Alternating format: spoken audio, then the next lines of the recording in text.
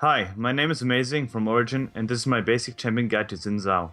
Xin Zhao is a champion that excels at solo queue most in pre-mid opportunities and situations because of his kit. His kit doesn't allow him to be the smartest of gankers, the smartest of invade champions, but he rather has to rely on brute force. So solo queue is the opportunity for him to shine in, and he wants to find gank paths where he knows he has a pink board down, so he can just go through the pink board in order to ensure that the gank is going to work out. He doesn't want to waste a lot of time, he just wants to brute force and make things quick. Xin Zhao excels at two things: early game ganking as well as early to mid game dueling. In both cases, he wants to have an impact on the map really early on, read his lanes well, and see what he can do.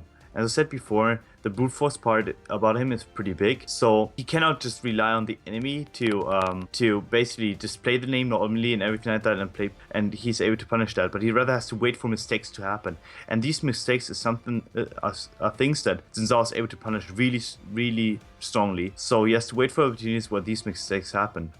He doesn't want to become a team fighter. He rather wants to win the game before that actually happens, because his kit doesn't allow him to be the strongest of team fighters, because he can be easily kited after his initial sees down, and there's no peel that he can provide technically. It's only his R, which is kind of a weaker version of his R. So he cannot insect, he cannot be the main engage tool, but he rather someone that is following up in late game team fight. Xin Zhao wants to be the aggressor at any point of the early game, which is basically his main focus. He wants to be playing aggressively on top of the enemy jungle if he wins the matchup 1v1. He never wants to be sitting back and farming, because he's not that good at farming, so therefore the enemy jungle is probably gonna get an advantage and is able to snowball that into a lead. Xin Zhao has to make sure that his lanes are covered early and he can make plays on them. He should never give the enemy the first play, but rather be the one that does the first play, unless it's a counter gank where he should be 100% sure of what the enemy jungler is going to do and able to counter that. Xin Zhao greatly snowballs as he kills the enemy jungler once, because at that point he's able to get a nice level advantage and utilize that to do more damage to the enemy. So every time he invades afterwards, he will probably have wards coming in and he's able to read the enemy jungler more easily. So he has to look for a lot of opportunities, or every opportunity for that matter, in order to exceed in the early game, which is his strength.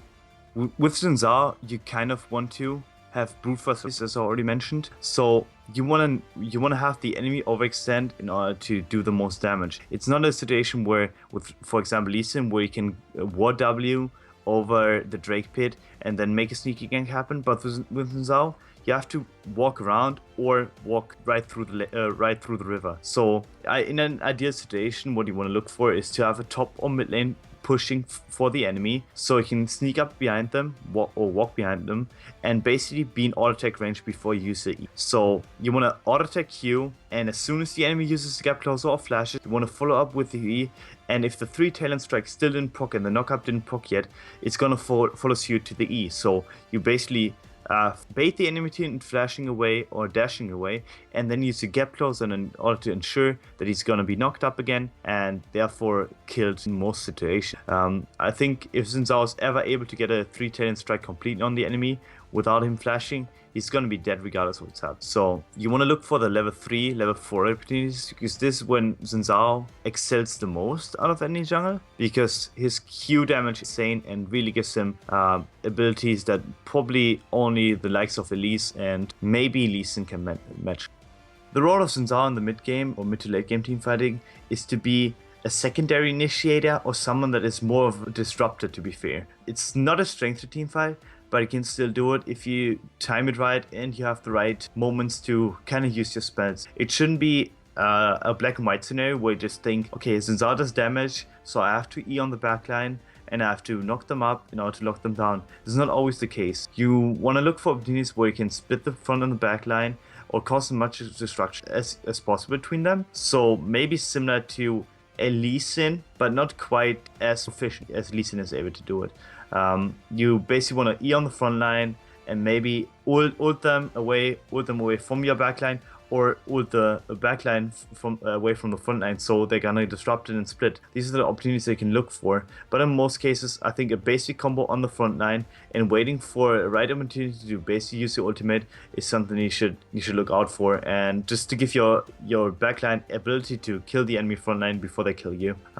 If we are behind, however, I think Xin Zhao becomes really, really less of a threat, and he's probably the most vulnerable out of any jungle champion that is kind of popular right now to be CC'd and locked down in teamfights, because his ability in teamfights basically relies on him being able to stay alive, and it's a kind of a tank kind of approach. But even champions like Lee Sin, who become late game tanks, are able to use their mobility to get in and outside of teamfight. Whereas Xin Zhao is really singular in what he can do and one-dimensional in what he can do, because once he's committed to a teamfight, he cannot escape, and he has to use as many spells as possible throughout the teamfight in order to ensure that A, he uses CC to the right amount, and B, he's ensuring that he gets a lot of people with his ultimate to kind of give him the ability to sustain through a team fight. So he's not the ideal team fighter, but if he wants to do it, look for opportunities to be a disruptor and be smart about it. That's basically it. E into ult flash, which is something you can think about and functions similar to how the Lee Sin ultimate flash works, but it's a lot more situational, and it's probably more going to be used for situation where you want to separate the front and back line instead of kicking someone out of position, a backline champion out of position like an Orianna or whatever it is, which Lee Sin is able to do, but Xin Zhao less likely to be able to do because his ultimate is less targeted and therefore less proficient at singling out targets, but rather to be more disruptive fights themselves. For Marks, you want to use CD. For Seals, you want to use flat armor. For the Blues, you want to use flat CDR glyphs. And for Quins, you want to use attack speed. This setup basically ensures that you have the best early game dueling, as well as the highest amount of clear speed that you can have in any kind of setup. Variations to it, where you can use MR or CDR per level in the Blues, but in most cases these are less efficient than going for the flat CDR in order to ensure that in the early game you have the most damage output as well as the most amount of pressure on the map.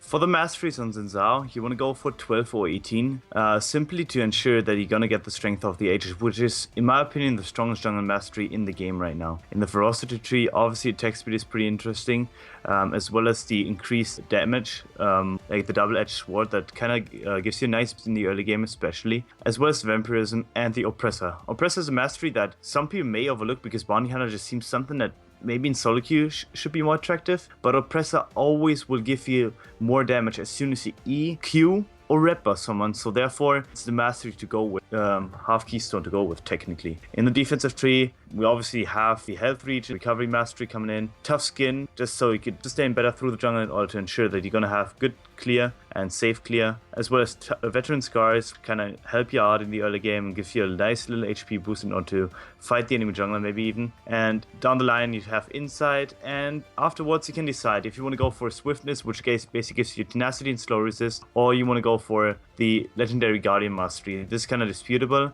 but in my opinion, in most cases, as someone that is melee and has to get to the enemy in order to do damage, being slow is the worst thing that can happen to you. So you want to cut down on the C and rather go for the swiftness mastery and to ensure that you can always do what you want to do. For skill order on level 1, you want to get either Q or W.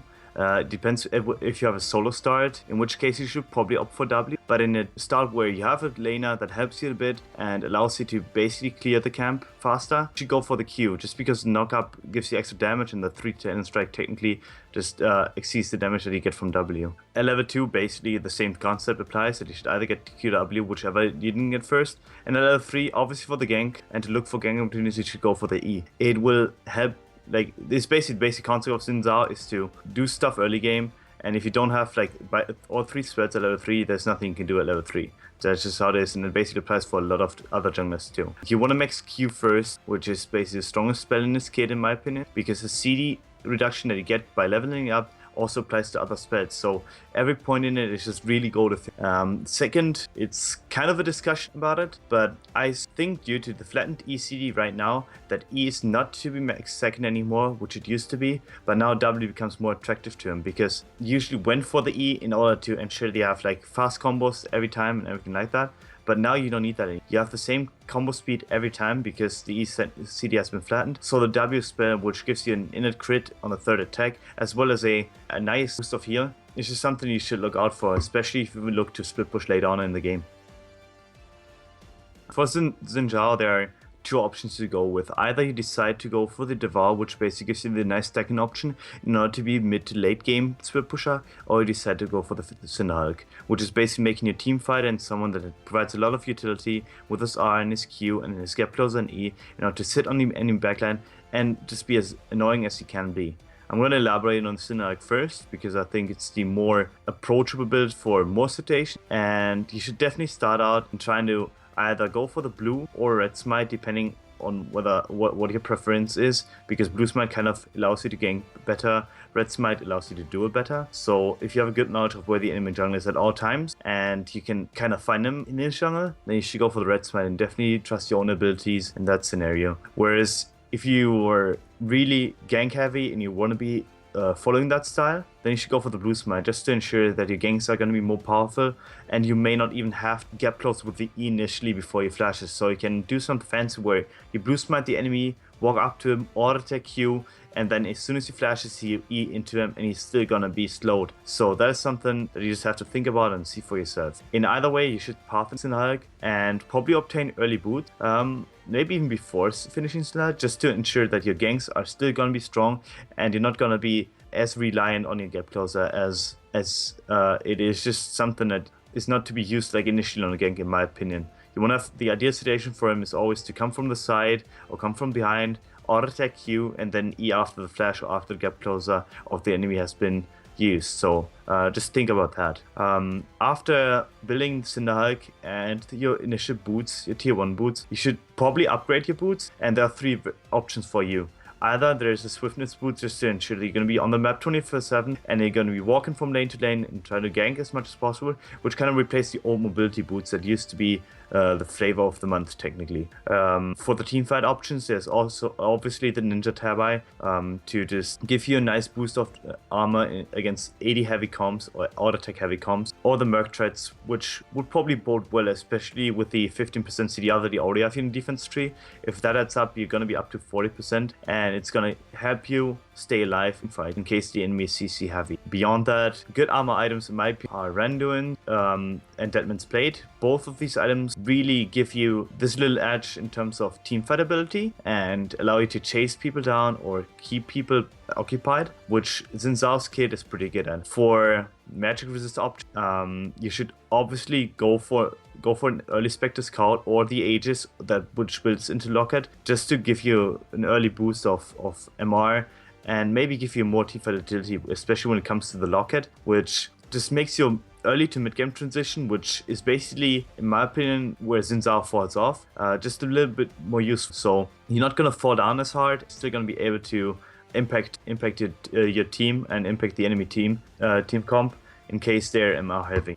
For the Devour route, which is the more solitary route, you should definitely try to apply a lot of pressure even if you build it, because just building Devour doesn't mean that you shouldn't farm or you shouldn't be doing any of that. You should try to scale. Obviously, you should try to like do whatever you want to, but still kind of not just like go autopilot and AFK farm, but rather like try to use the extra incentive to farm to maybe obtain a bit more items, which can lead into more mid to late game split pushing, which would be something that you could pursue. For example, after the Devour, you could go for the Rage Blade, which is obviously going to nerf next patch, so you may not be able to see that anymore.